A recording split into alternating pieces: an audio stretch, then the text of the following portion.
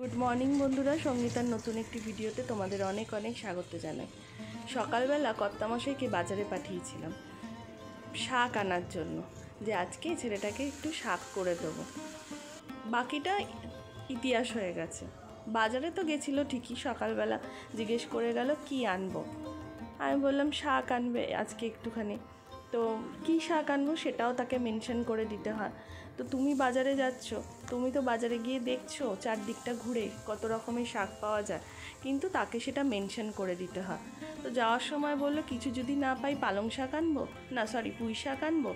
তো সচরাচর ও পুঁই শাকটা ভালো খায় না, একদমই ভালো খায় না। তবে হ্যাঁ, মাছের মাথা দিয়ে করে দিলে বা যেটা হচ্ছে ছেঁচড়া টাইপের করে দিলে ওগুলোটা ভালো খায়। তা আমিও বললাম ঠিক আছে এনো। ইয়ার্কি মেরে আমাকে বললো কি মাছের মাথা দিয়ে করবে? বললাম হ্যাঁ করবো। উমা, সত্যিই যে সে পুঁই শাকটাই আনবে সেটা আমি জানি না। সকালবেলা পুঁই শাক এনে হাজির, বাজার এনে হাজির মাছের মাথা। এইবার রান্না করে দিতে হবে বাবুকে মাছের মাথা দিয়ে পুঁই শাক।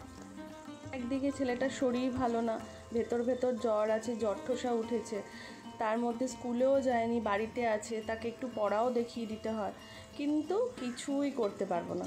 কারণ শাক কেটে তারপরে সব কিছু ধুয়ে বেছে নিয়ে রান্না করতে করতেই টাইম হয়ে যায়। তারপর তো আছে ঘরের কাজ, পুজো, সব কিছু আছে। আবার ছেলেটাকে 1টা থেকে 1:30টার মধ্যে খেতে দাও। তো সে তো চলছেই, আর কি করা যাবে। এনেছে যখন ফেলে তো দিতে পারবো না। সব কিছু কেটে বেছে নিয়ে বসে পড়লাম পুঁই শাক রান্না করতে। মাথাটা তো ভেজেই নিয়েছি দেখেছো। তারপর আমি না সবজিগুলোকে একে একে ভেজে তুলে নিই, কারণ আমার মাসি শাশুড়ি বলে পুঁই শাক রান্না করতে গিয়ে আমি সমস্ত কিছু ঘেটে ফেলি।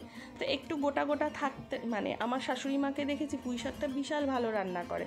আমার মা তো অবশ্যই ভালো রান্না করে, কিন্তু পুঁই শাকটা না আমি করতে গেলে ঘেটে যায়, এতটাই জল বেরোয়। ওই জন্য আমি কি করেছি, সবজিগুলোকে আগে ভেজে নিয়েছি। যেমন দেখলেই তোমরা, নুন হলুদ দিয়ে বেগুনটা ভেজেছি লাল করে, তারপর কুমড়োটা ভেজেছি, তারপরে কালো জিরে সম্বার দিয়ে আলুটা ভেজে নিয়ে তারপর দিয়ে দিলাম শাকগুলো। আর শাক এনেছেই অনেকটা, দেখতে অনেকটা লাগছে, এতটাই কচি যে জল বেরিয়ে পুরো অল্প হয়ে যাবে। তো সবই তো ধুয়ে বেছে নিলাম। ওদিকে আমার ছেলেটা সমানে মা করছে, মা এটা দেখিয়ে দাও, মা ওটা দেখিয়ে দাও। সকালবেলা কি আর পড়ানো যায়?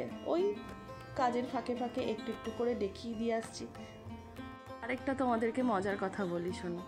রান্না করে উঠতে উঠতে তো 11টা বেজে গেছে। তারপরে তো দিকুকে স্নান করানো আছে, ঘর মোছানো, ঘর গোছানো, সব কিছুই আছে। এইসব করে উঠতে উঠতেই আমার বেজে গেছে 12:30। তারপর তো আমি স্নান করে পুজো দেব। হঠাৎ দেখি দরজায় কলিং বেল বেজে উঠলো। দরজাটা খুলতেই দেখছি কি আমার কর্তামশাই এসে হাজির। তখন আমি জিজ্ঞেস করলাম কি হলো ব্যাপারটা, তুমি এখন এসছো? বলছি তুমি মাছের মাথা দিয়ে পুঁই শাক ঘন্ট রান্না করছো, তো ওই জন্য আমি চলে এসেছি। এতটাই ইয়ার্কি মারছে, একদমই না। ও হচ্ছে ছেলের শরীরটা খুবই খারাপ, সেই জন্য এসছে। আর ওরও একটু শরীরটা যেন কেমন কেমন লাগছে, ম্যাচ করছে, চলে এসছে তাড়াতাড়ি।